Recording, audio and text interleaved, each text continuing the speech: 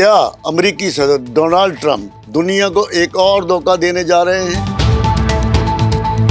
ایک جانب مذاکرات کی بات، مطالبات ایران کے حوالے کر دیے، اور دوسری جانب زمینی فوج ایران کی طرف بھیجنے کی تیاریاں۔ کیا دنیا بھر کو چکمہ دیا جا رہا ہے؟ اور اس بے وجہ جارحیت کے نتائج کیا ہوں گے؟ السلام علیکم ناظرین، میں شیخ آفتاب حنیف۔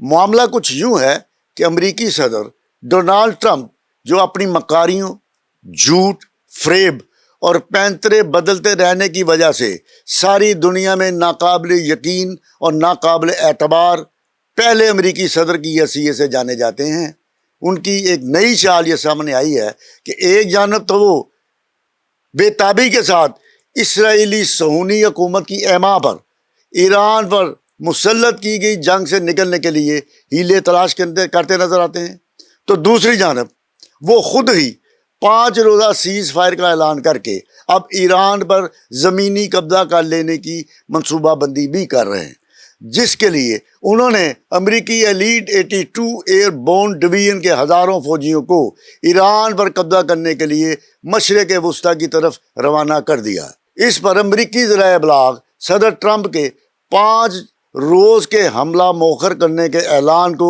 ایک جنگی چال قرار دے رہے ہیں۔ ناظرین، میں آپ کو یہ بتاتا چلوں کہ یہ ایک ایسی خفیہ سرگرمی ہے جس سے نہ صرف ایران بلکہ پوری دنیا آگاہ ہے۔ یہ ایک ایسی انہوں نے خفیہ رکھی ہے جس سے ساری دنیا آگاہ ہے۔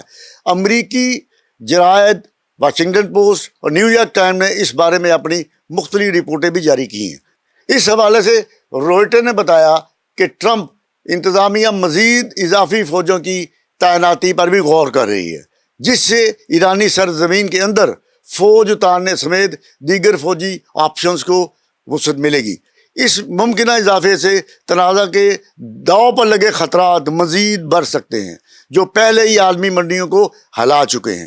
رپورٹ کے مطابق یہ فوجی امریکی ریاست شمالی کیرولینا کے فورٹ بریگ میں مقیم تھے، جہاں یہ واضح نہیں کیا گیا کہ وہ مشرق وسطیٰ میں کہاں جائیں گے اور کب پہنچیں گے۔ وائٹ ہاؤس کی ترجمان اینا کیلی کا کہنا تھا کہ صدر ٹرمپ کے پاس ہمیشہ تمام فوجی آپشنز موجود ہوتے ہیں۔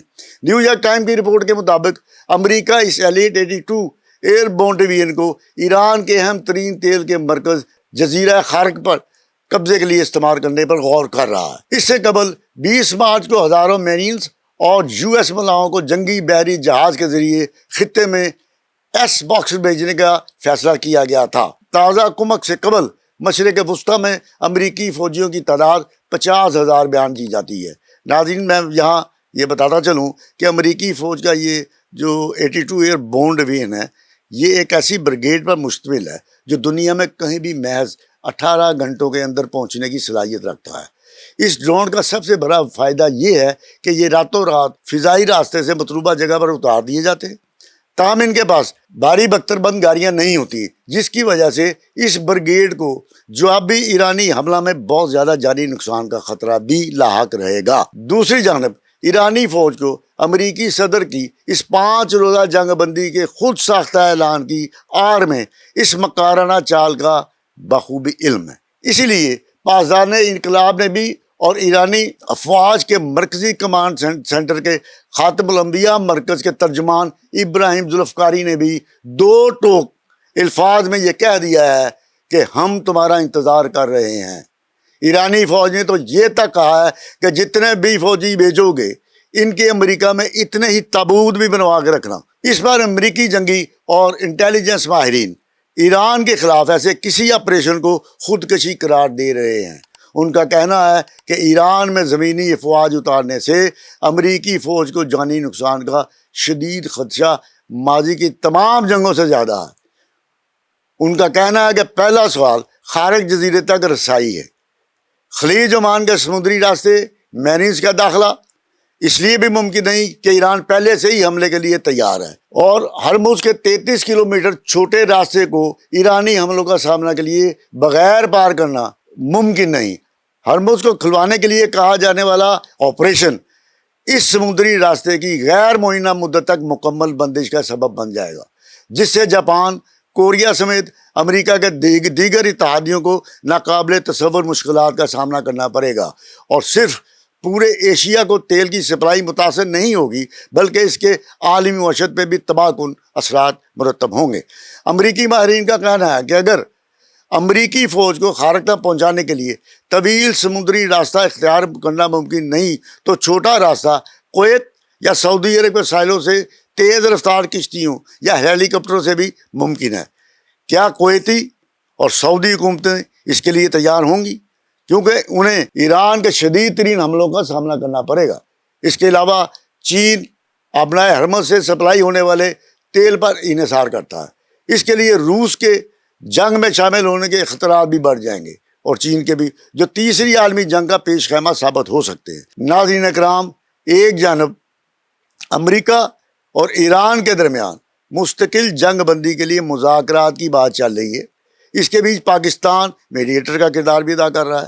امریکہ اور ایران دونوں نے اپنے اپنے مطالبات ایک دوسرے تک پہنچا دی ہیں۔ دوسری طرف امریکی صدر کی ان مکاریوں کو دنیا کو سمجھ نہیں آ رہی۔ مشرق وسطیٰ کو اس جنگ اور آبنائے ہرمز کی بندش کے باعث ساری دنیا میں تیل اور گیس کا بحران چل رہا ہے۔ اس جنگ نے عالمی کاروباری ماحول کو ہلا کر رکھ دیا ہے۔ اس تنازع کے باعث توانائی کی قیمتوں میں اضافہ، خام مال کی فراہمی میں رکاوٹ، عالمی تجارتی راستوں کو سیکیورٹی پر سوالات پیدا ہو گئے ہیں، جس کے اثرات خوراک سے لے کر گاڑیوں کے پرزہ تک مختلف صنعتوں پر بھی پڑ رہے ہیں۔ جنگ کے باعث مشرق وسطیٰ کے بڑے حصے کی فضائی حدود بند ہو گئی ہیں، جس سے عالمی سفر شدید متاثر ہوا ہے۔ خطے کے بڑے ہوائی اڈے جیسے دبئی ایئرپورٹ اور حماد ایئرپورٹ شدید متاثر ہوئے۔ رپورٹوں کے مطابق تقریباً 40,000 پروازیں منسوخ ہو چکی ہیں، جو کرونا کی وبا کے بعد سفر کی صنعت کا سب سے بڑا بحران قرار دیا جا رہا ہے۔ ہزاروں مسافر مختلف ایئرپورٹس پر پھنسے ہوئے ہیں۔ ایک رپورٹ کے مطابق خلیج کی فضائی حدود بند ہونے سے عالمی ایئر لائنز کے نیٹ ورک متاثر ہوئے ہیں۔ یورپ اور ایشیا کے درمیان پروازوں کے کرائے تیزی سے بڑھ رہے ہیں، جبکہ کئی کمپنیوں نے اپنے راستے تبدیل کر دیے ہیں۔ متعدد مشہور ایئر لائنز بھی اس صورتحال سے متاثر ہو رہی ہیں۔ ماہرین کے مطابق جیٹ فیول کی قیمتیں جنگ شروع ہونے کے بعد تقریباً دگنی ہو چکی ہیں۔ اس تنازع نے مشرق وسطیٰ کو ایک محفوظ سیاحتی مرکز بنانے کے لیے کی گئی اربوں ڈالر کی سرمایہ کاری کو بھی خطرے میں ڈال دیا ہے۔ دبئی اور ابوظہبی جیسے شہروں کی سیاحت سے خطرے کو سالانہ تقریباً 367 ارب ڈالر کی آمدنی ہوتی ہے۔ جنگ کے باعث دبئی کے کئی بڑے شاپنگ سینٹرز اور سٹورز عارضی طور پر بند ہیں یا محدود عملے کے ساتھ کام کر رہے ہیں۔ جنگ کے دوران امریکہ نے ایران کے خلاف جدید ہتھیار استعمال کیے، جس میں ٹاک کروز میزائل، اسٹیلتھ جنگی طیارے اور جدید ڈرونز شامل ہیں۔ امریکی محکمہ دفاع پینٹاگون نے جنگی کارروائیوں کے دوران مصنوعی ذہانت کی خدمات بھی حاصل کی، جس میں کمپنی انتھروپک کے AI ٹولز بھی شامل تھے۔ خلیجی خطہ عالمی ایلومینیم پیداوار کا تقریباً 8% فراہم کرتا ہے، لیکن آبنائے ہرمز میں کشیدگی کے باعث دھاتوں کی ترسیل متاثر ہو رہی ہے۔ قطر کے ایلومینیم پلانٹ نے اپنی پیداوار کم کرنا شروع کر دی ہے، جبکہ بحرین نے شپمنٹ روکنے کا اعلان کیا ہے۔ اس کے نتیجے میں عالمی مارکیٹ میں ایلومینیم کی قیمتوں میں نمایاں اضافہ ہوا ہے۔ جنوبی ایشیا کے ممالک پاکستان، بھارت، بنگلہ دیش عالمی فیشن برانڈز کے لیے بڑے پیداواری مراکز ہیں، لیکن فضائی کارگو میں رکاوٹ کے باعث کئی برانڈز کی سپلائی متاثر ہو گئی ہے۔ جنوبی کوریا کے حکام نے خبردار کیا ہے کہ اگر جنگ طویل ہو گئی تو سیمی کنڈکٹرز کی تیاری کے لیے ضروری گیس ہیلیم کی سپلائی متاثر ہو سکتی ہے۔ دوسری جانب ڈرون حملوں میں ایمیزون کے کچھ ڈیٹا سینٹرز کو بھی نقصان پہنچنے کی اطلاعات ہیں، جس سے خطے میں ٹیکنالوجی کمپنیوں کی سرمایہ کاری کے پر سوالات اٹھ رہے ہیں۔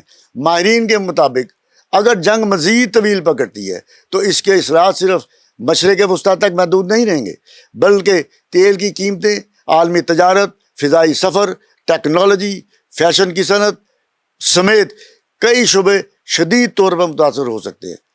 ناظرین، امریکی صدر کی اس خفیہ چال نے ساری دنیا کو ہلا کے رکھ دیا ہے۔ خود امریکہ کے اندر صدر ٹرمپ کی مخالفت میں اضافہ ہوتا جا رہا ہے۔ امریکہ میں صدر ٹرمپ کی ایران پر فوجی حملوں کے خلاف سیاسی اور عوامی مخالفت بڑھتی جا رہی ہے۔ حزب اختلاف ڈیموکریٹک پارٹی کے علاوہ خود صدر ٹرمپ کی اپنی جماعت ریپبلکن پارٹی کے ارکان نے بھی جنگ کے خلاف آواز اٹھائی ہے، جبکہ عوامی رائے عامہ کے جائزوں میں عوام کی اکثریت جنگ کے خلاف ہے۔ ڈیموکریٹک پارٹی کی سینیٹر الزبتھ وارن نے اپنے ایک پیغام میں کہا ہے کہ میں نے ابھی ایران کے بارے میں ایک خفیہ بریفنگ میں شرکت کی اور میں کہہ سکتی ہوں کہ صورتحال آپ کے تصور سے بھی زیادہ بری ہے۔ انتظامیہ کے پاس ایران کے بارے میں کی گئی منصوبہ بندی ہے ہی نہیں۔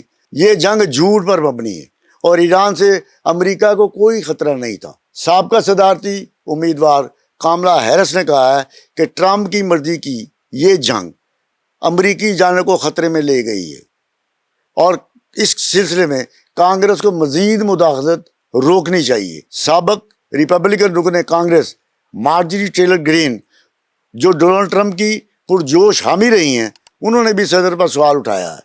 ان کی ذہنی حالت کے بارے میں کہا ہے کہ صدر کی ذہنی حالت ٹھیک نہیں ہے۔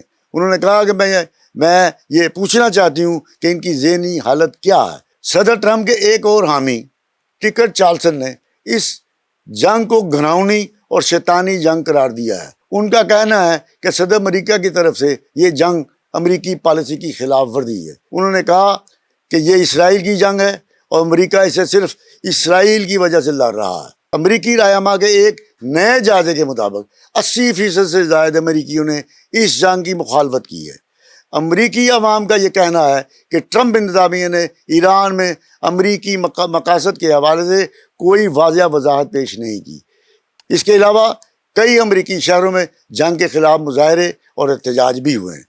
لاس اینجلس، واشنگٹن ڈی سی اور نیو یارک میں بڑے مظاہرے ہوئے، جہاں ہزاروں افراد نے حملوں کو غیر قانونی اور غیر آئینی قرار دیا۔ لاس اینجلس میں پیسہ نوکریوں کے لیے مظاہرین کے یہ نعرے تھے، بمبوں کے لیے نہیں۔ یورپی یونین، چین، روس، آسٹریلیا، افریقی ممالک، مشرق بعید کے ممالک نے بھی ایران پر اس امریکی اور اسرائیلی جارحیت کی مذمت کی ہے۔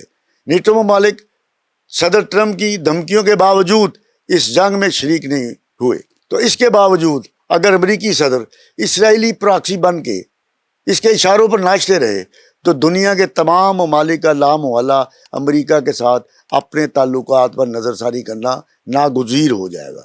اس کا براہ راست فائدہ چائنا اور روس کو پہنچے گا اور امریکہ کی تاریخ میں ٹرمپ کا نام امریکہ کے بدترین صدور میں گردانا جائے گا۔ ناظرین، اس کے ساتھ ہی میں اجازت چاہتا ہوں، آپ سے درخواست ہے کہ اپنی رائے سے ضرور نوازیے گا۔ شکریہ، اللہ حافظ۔